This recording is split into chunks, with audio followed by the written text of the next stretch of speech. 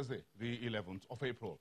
I am Bosin Amafaye. This is your Business Morning. Let's get the show started. Nigeria has refuted the International Monetary Fund ranking of the country's sovereign wealth fund as the second worst performing globally, as contained in the new Fiscal Monitor report, which was released on Wednesday in Washington at the World Bank IMF spring meetings.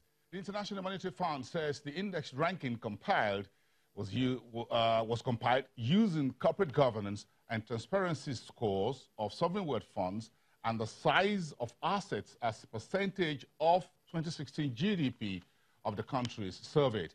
We're putting all of this together this morning. The Chief Executive Officer of Nigeria's Sovereign Wealth Fund, the Nigeria Sovereign Investment Authority, Uche Orji, is live here on the program from 10:20 in about 20 minutes from now to provide Nigeria's official reaction and position on the IMF report. That's one big story we're focusing on this morning. Everyone stand by to listen to Uche Orji, who will be speaking to us live from our Abuja studio in the next few minutes.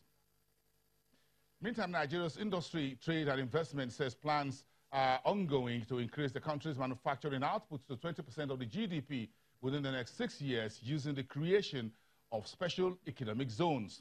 Nigeria is currently raising about $250 million in capital for the country's what they call Nigeria Special Economic Zones Investment Company.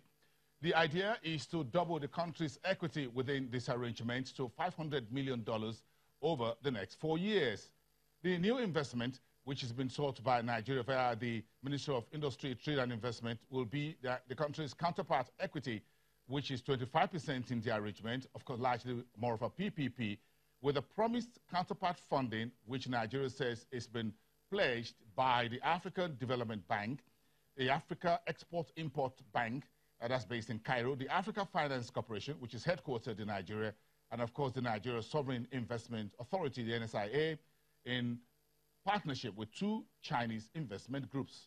Nigeria has a number of social economic zones spread across the country, looking to raise the country's manufacturing over the next couple of years. That's one big story that we're also focusing on in today and the days ahead. But let's go back to Washington at the World Bank IMF spring meetings, where Nigeria's ability to borrow under the current global conditions are considered positive, but concerns remain over the country's repayment capacity. This is part of what Tobias Adrian, who is the director in charge of monetary and capital markets at the IMF, says yesterday, when he laid out the latest global financial stability report and the conditions out there for the global financial system. Let's take a listen.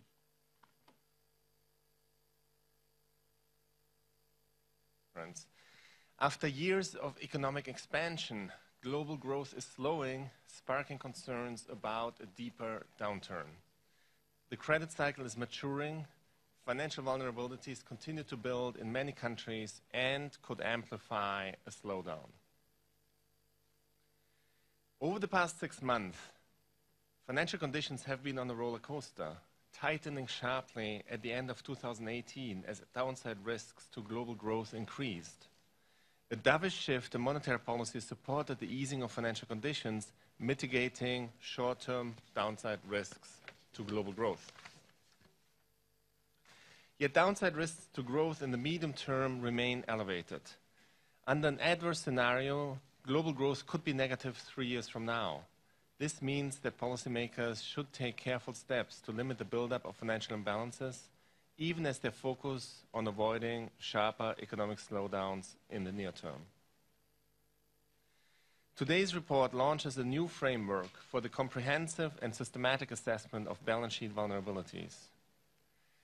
The analysis presented in the report shows that vulnerabilities are particularly elevated in the sovereign, corporate, and non-bank financial sectors in several systemically important countries.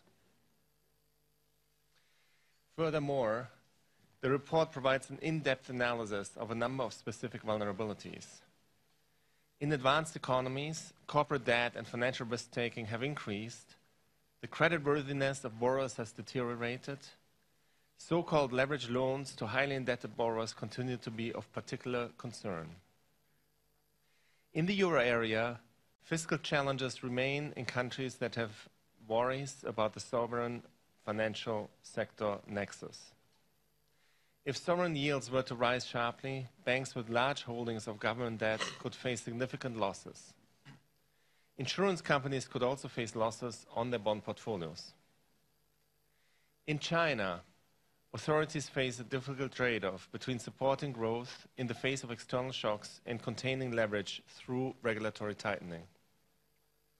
Weaknesses at small and medium-sized banks, low profits and capital buffers, large unrecognized shadow banking credit are restraining new lending to private firms. Further monetary and credit support may exacerbate existing financial vulnerabilities, as faster credit growth will make it harder for smaller banks to clean up their balance sheets. In emerging markets, overseas investment run by managers tracking popular indexes have increased dramatically over the past decade. Widening the range of investors can be a positive factor for emerging markets, yet that trend leaves these economies vulnerable to a sudden reversal of capital flows in response to global trends. Chapter 2 of today's report considers housing at risk. Assessing the odds of large decline in house prices is crucial for the policymakers because of their great influence on the overall economy. Downside risks to house prices have rotated since the global financial crisis. On average, countries that were more at risk in 2007 are less so today. Macroprudential policies seem to be able to reduce downside risks more effectively than monetary policies or capital flow management. Nonetheless, these other policies could help in certain situations when the macroprudential toolkit is not available and time is of essence. With vulnerabilities intensifying in a maturing credit cycle, this is the time for decisive policy action. There is no room for complacency. The intensification of trade tensions and the threat of a disorderly Brexit have dented investor confidence. Policymakers should resist inward-looking policies, avoid policy missteps, and resolve policy uncertainties. Policymakers should ensure that post-crisis regulatory reform is fully implemented. They should resist calls for rolling back reforms. Policymakers should develop and deploy macroprudential tools which can mitigate vulnerabilities and make the financial system more resilient. In the Eurozone and China, efforts to repair balance sheets and reduce leverage should continue. Emerging markets facing volatile capital flows should limit their reliance on short-term overseas debt, and they should ensure they have adequate foreign currency reserves and bank buffers. Monetary policy should be data-dependent and well communicated. To sum up, policymakers should act decisively to renew their commitment to open trade, to discourage the buildup of debt, and to communicate clearly any shifts in monetary policy. In the maturing credit cycle, far-sighted policy actions to reduce vulnerabilities can help avoid more painful adjustments in the future. Tobias Adrian, the Director in charge of Monetary and Capital Markets at the International Monetary Fund. So the financial system, financial stability reports, as you've heard, the main presentation by Adrian yesterday, is also part of what Financial Derivatives Company, the economic think tank, think is part of what we should focus on, even as we expect the Nigeria's Statistics Office to release March inflation data early next week.